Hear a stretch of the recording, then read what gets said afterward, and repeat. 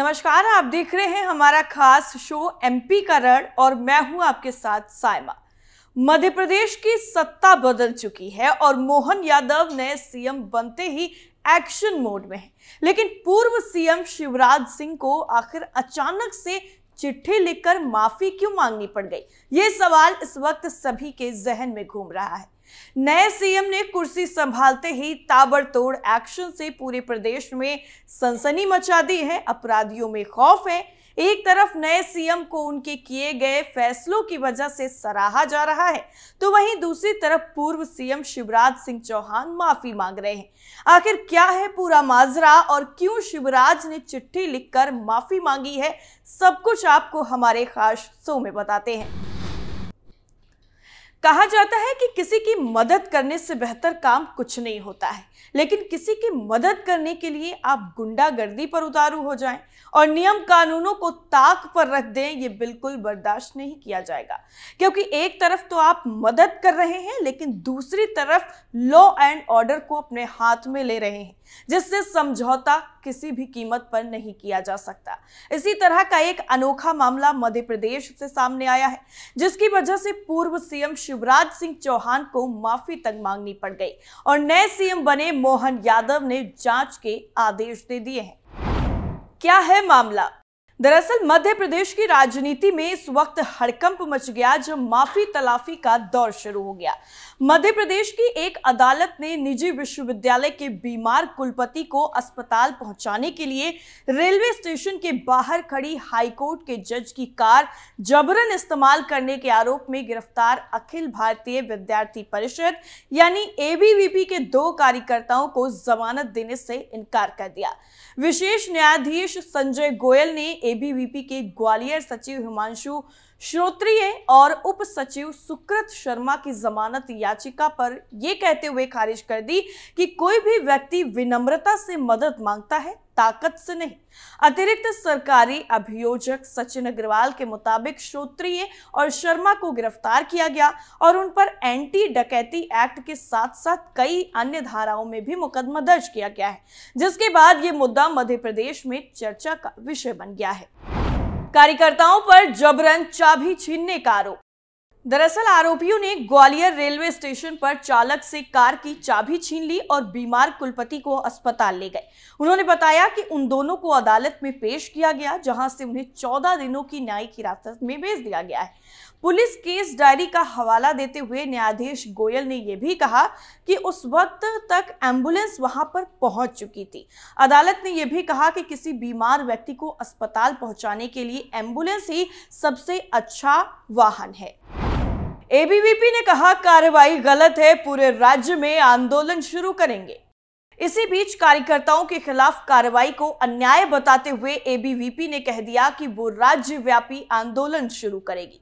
संगठन के मध्य प्रदेश सचिव संदीप वैष्णव ने कहा कि ट्रेन में एक यात्री की तबीयत बिगड़ गई। ट्रेन में दिल्ली से ग्वालियर यात्रा कर रहे एबीवीपी के लोगों ने इसकी जानकारी ग्वालियर स्टेशन पर संगठन के पदाधिकारियों को दी। वैष्णव ने यह भी दावा किया कि कार्यकर्ताओं ने बीमार व्यक्ति को ग्वालियर स्टेशन पर उतार दिया, लेकिन लगभग 25 मिनट तक उसकी मदद के लिए कोई भी एम्बुलेंस नहीं पहुंची। उन्होंने यहां संवाददाताओं से यह भी कहा कि चूंकि इस व्यक्ति की हालत बिगड़ रही थी, एबीवीपी कार्यकर्ता उसे स्टेशन के बाहर खड़ी एक कार में अस्पताल ले गए, लेकिन उनकी मौत हो गई। वैष्णव ने यह भी कहा कि अगर वो वक्त पर अस्पताल पहुंच जाते तो उनकी जान बच सकती थी। बाद में ये पता चला कि जिस गाड़ी से बीमार व्यक्ति को अस्पताल ले जाया गया वो दरअसल उच्च न्यायालय के न्यायाधीश की थी। वैष्णव ने यह भी बताया कि उन्होंने एक बीमार आदमी की मदद करने की कोशिश की।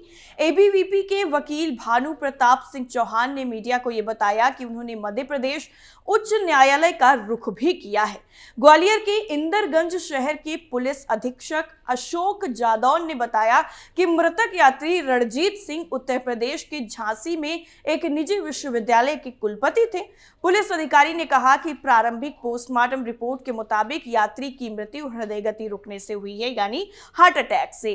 पोस्टमार्टम के बाद शव उनके परिवार के सदस्यों को सौंप दिया गया, लेकिन उसके बाद असली हंगामा शुरू हो गया। शिवराज सिंह चौहान ने मांगी माफी।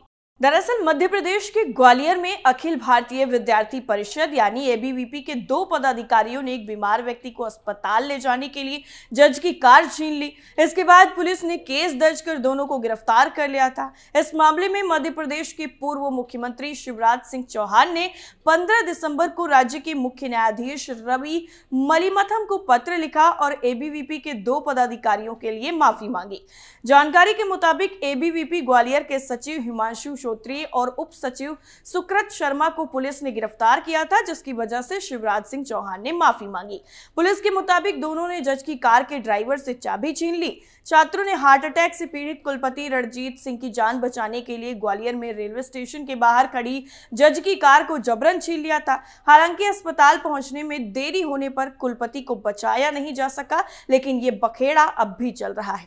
कार छीनने को लेकर छात्रों के खिलाफ डकैती का केस दर्ज हुआ। दोनों छात्रों की जमानत खारिज कर दी गई।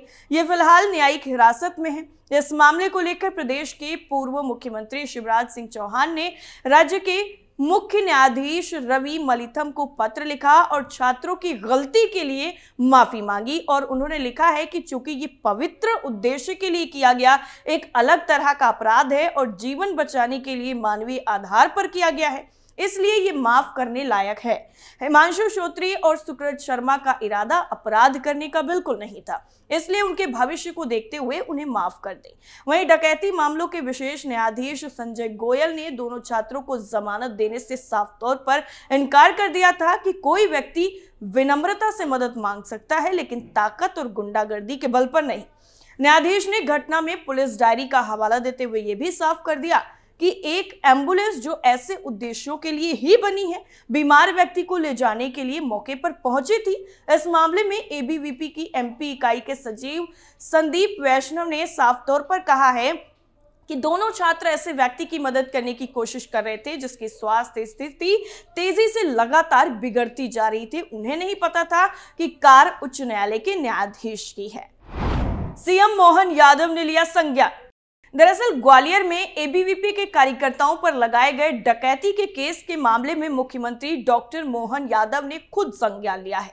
उन्होंने पुलिस महानिदेशक को निर्देश दिए हैं कि युवकों पर डकैती की धारा लगाना न्यायोचित नहीं लगता, क्योंकि युवक आपराधिक पृष्ठभूमि के नहीं है। ये मानवीय संवेदनाओं से जुड़ा मामला है। मुख्यमंत्री डॉक्टर यादव ने यह भी कहा कि ये मेरे संज्ञान में बात आई है। ये सही है कि युवकों का तरीका गलत था।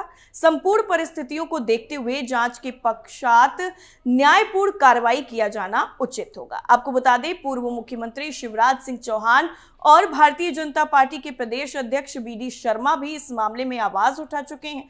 शिवराज सिंह चौहान के बारे में वो आपको बता चुके हैं। उन्होंने भी डकैती का आरोप कैसे लगाया, इसको गलत बताया है। पूर्व सीएम शिवराज और प्रदेश अध्यक्ष बीडी शर्मा का कहना है कि छात्रों का इरादा बिल्कुल भी गलत नहीं था, लेकिन मामले में 2 छात्रों पर डकैती का केस दर्ज हुआ है और हाईकोर्ट जज ने उन्हें जमानत देने से मना कर दिया। इधर अखिल भारतीय विद्यार्थी परिषद ने भी इस मामले में प्रेस कॉन्फ्रेंस करके माननीय न्यायालय से संवेदना दिखाते हुए कार्यकर्ताओं पर दर्ज केस वापस लेने की अपील की है।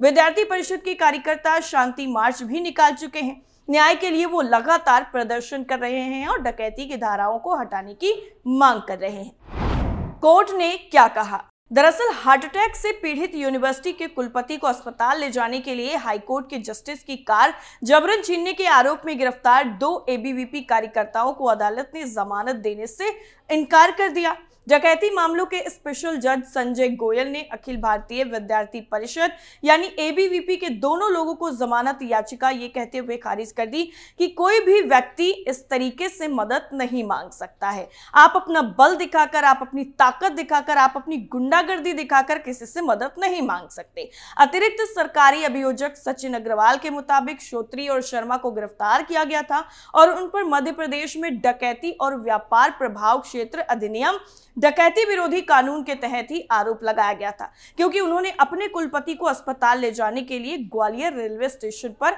हाईकोर्ट के जस्टिस के ड्राइवर से कार की चाबी छीन ली थी। सचिन अग्रवाल ने बताया कि छात्र संघ के कार्यकर्ताओं को अदालत में पेश किया गया, जहां से उन्हें 14 दिनों की न्यायिक हिरासत में फिलहाल भेज दिया गया है।